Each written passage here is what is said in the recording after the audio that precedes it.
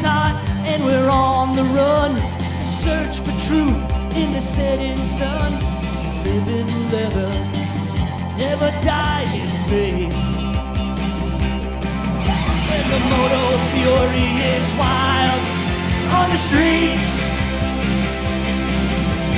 Highway demons of summer unleashed from the surf and the sun.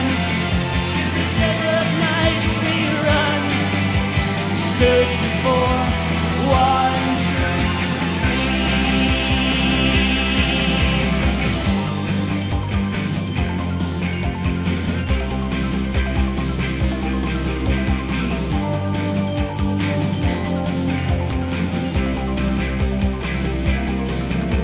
forevermore, and we're out of sight. Neon glow on a summer night. Chase the horizon, never die in vain. And the motor fury is wild on the streets. Highway demons of summer unleashed from the surf and the sun. To the desert nights we run, searching for the one true dream. And the motor fury is wild on the streets. The highway demons of summer unleashed from the surf and the sun. To the desert nights we run, searching for the one true dream.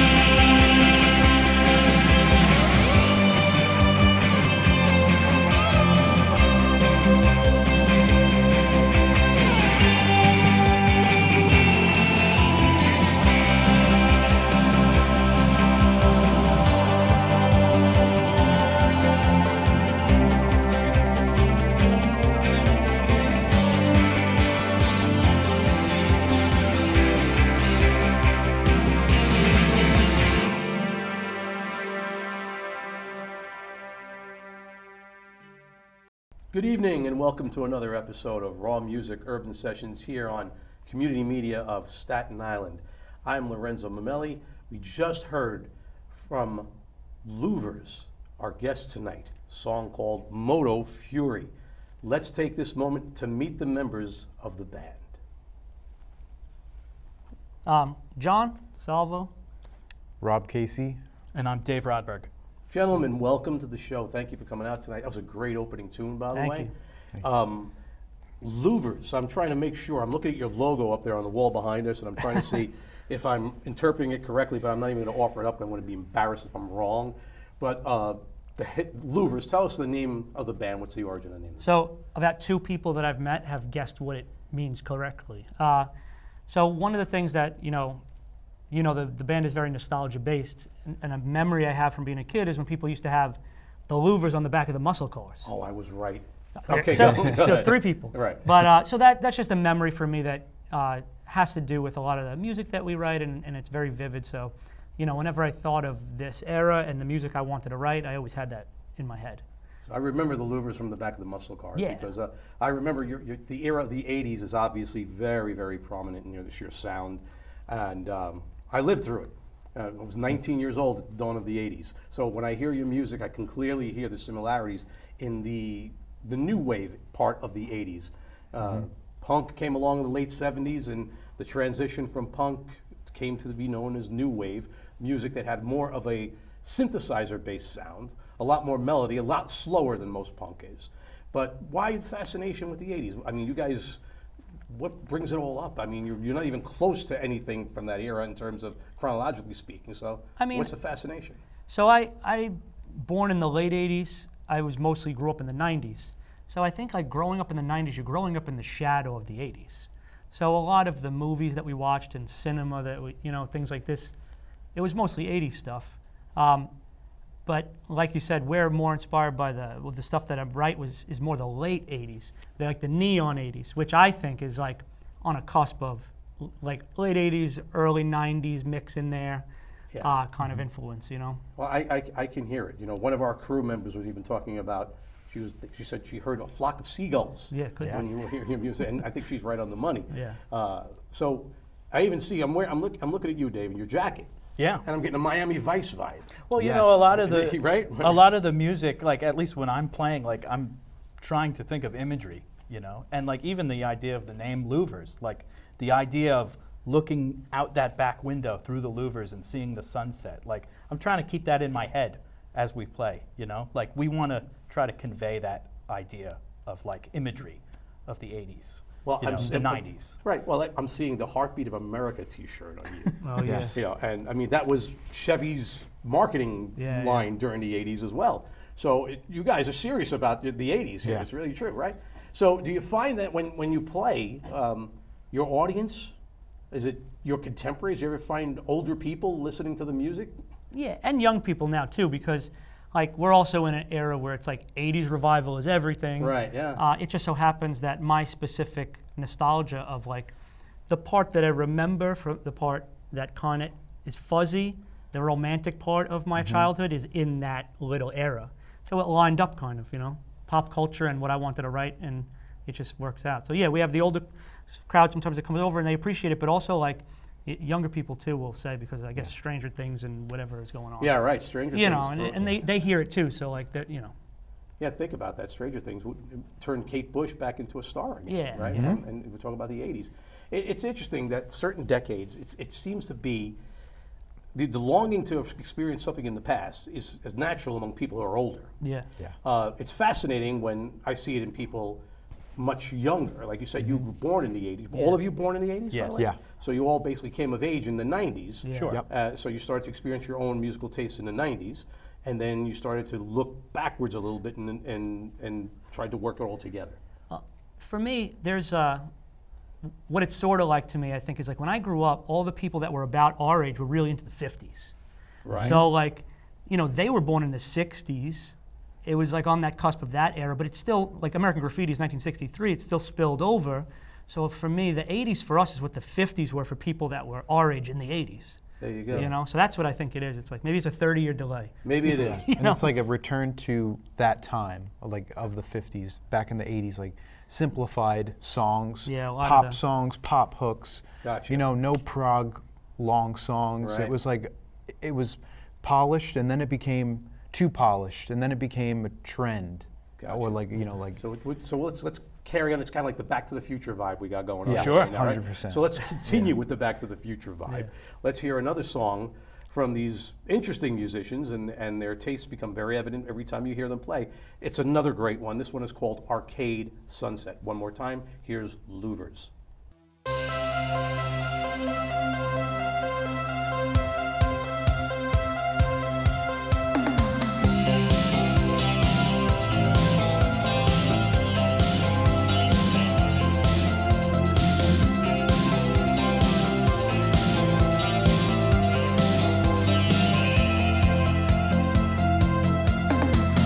Heaven knows what it took to get here. Wander around lost on a Sunday.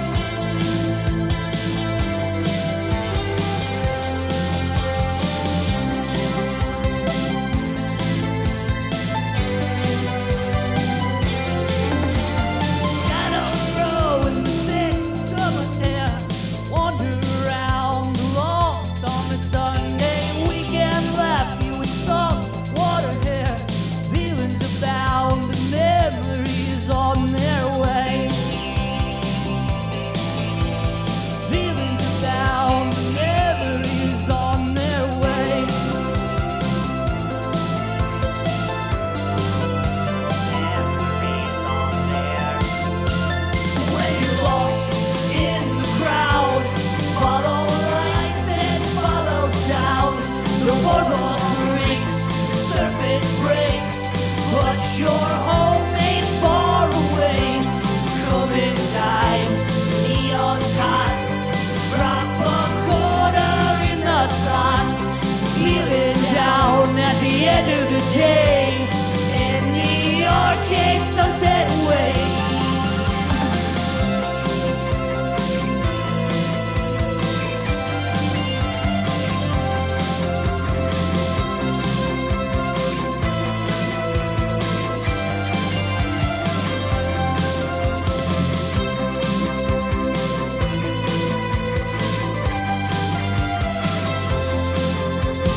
Weekend left you salt water hair. Feelings about the memories on their way. Feelings about the memories on their way.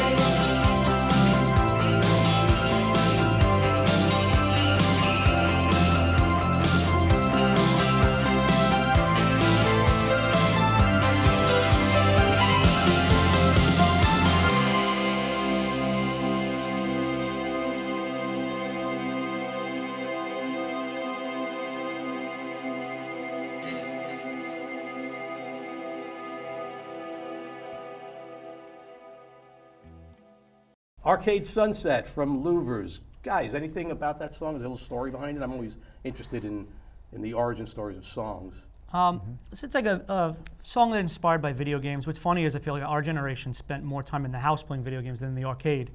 But as the song came together and I was writing it, it's a lot about going to the arcade, spending time at the shore, Seaside Heights and stuff like that, and just wandering around and you know, spending the weekend out there. And it's, you know, that's what really sticks in my head when I hear that. It's amazing. I just didn't, the thought of the arcade didn't even pop into my head. Yeah. Because the 80s are so far removed from my mindset. But we spent so much time in arcades Yeah. playing all Pac-Man and all kinds of, Galaga was Yeah. one of all my favorite games. And yeah, now it's amazing. The need to, it's a different social fabric now, right? The arcade was kind of a meeting place as well in the 80s for young people. Yeah. And now there's no need to do it. You can do it on your phone, for goodness sake, right? And the chorus of the song is about that. It's about that you could find your people in the arcade, or the arcade maybe represents your niche, but you know, when you're lost in the crowd, you follow lights and follow sounds. You find the arcade, you know. So that's right in the song, yeah. All right. So who came up with this concept? Oh, yeah. There we go. You know, we're getting to a point in the band now. We've played before in other bands.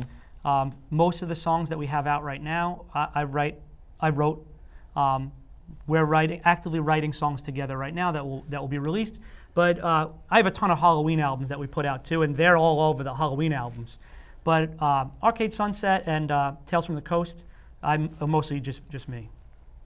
So are you fascinated? You know, I think I saw this on one of your social media pages. Yeah. Your fascination goes to collecting things from the 80s as well. Like, you collect VHS tapes? It's a slippery slope, right? It isn't? Yeah. Okay. So I got to be careful. I got friends that collect toys. I'm like, I can't even get into that. I got to stick to one thing. But yeah, so I like the tapes. And again, for me, the tapes are less about the movie and about the stuff that surrounds the movie. The trailers, the bumpers, the old advertisements, because that's the thing that hits that spot in your head where you go, I forgot all about that, you know? Where you see a trailer for a silly movie with all these actors in it that you never heard of, and you're like, I gotta see what that's about. So that I think is part of the process of me, the VHS specifically. But then it snowballs like any career. Right. But it's interesting though, because we live in the digital age. Yeah. At once upon a time, you know, VHS, it's an analog format still. You know, and it's the same thing with people who are into vinyl as opposed to CDs or anything else, right? And do you find it? I assume you still own a VHS player, right? Yeah, well, I play them. Okay. Yeah. You enjoy watching the VHS even if the quality is less? Again, like there is a suspension of disbelief thing in the nostalgia. It's very self-aware. There's no argument for VHS. Like vinyl, you could talk to somebody real technical and they'll tell you how it sounds better. It doesn't look better. But it hits that spot where it's, oh, remember that, and you know, it opens that door in your head. Wow, the time machine is really working in overtime today with you guys. This is great.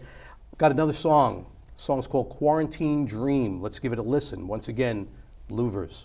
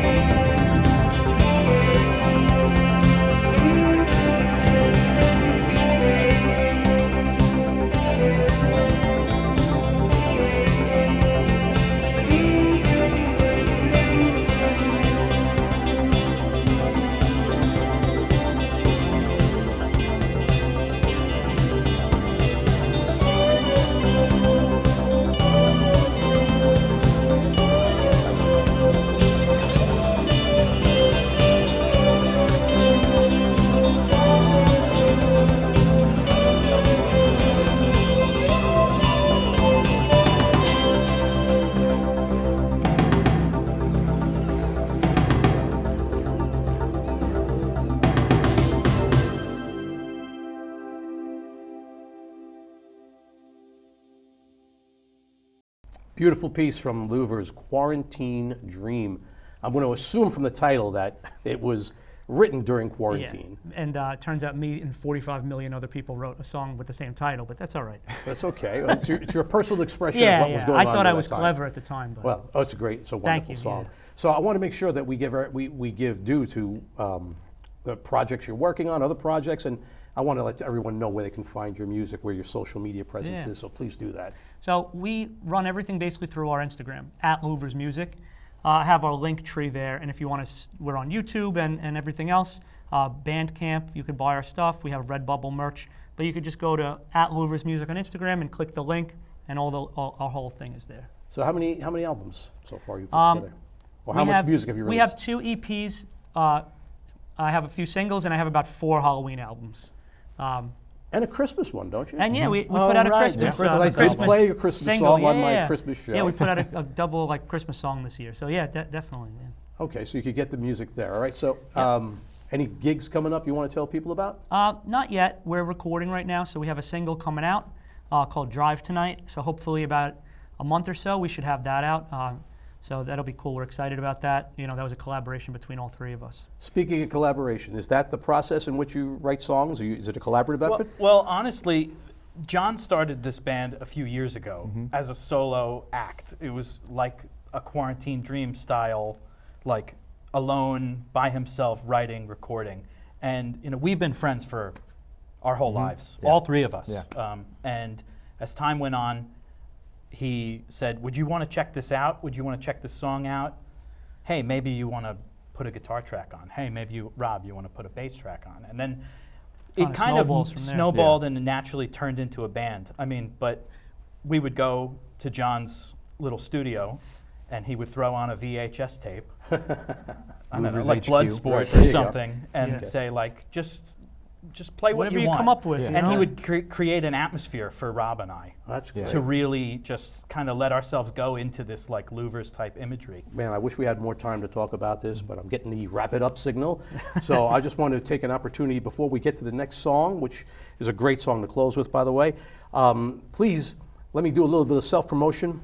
Check out my show on makerparkradio.nyc every other Saturday. To find out when it's going to be on, check the website, therockernyc.com. Play a diverse hodgepodge of generations spanning rock and roll from the early days to the present days. Yeah, you'll hear these guys on that show as well. Speaking of hearing these guys, we're about to sign off with a song called Tales from the Coast. Guys, thanks for being here. Good luck. Thank you. Love Thank the you. sound. One more time, Louvers, Tales from the Coast. Good night, everyone. Thanks for tuning in.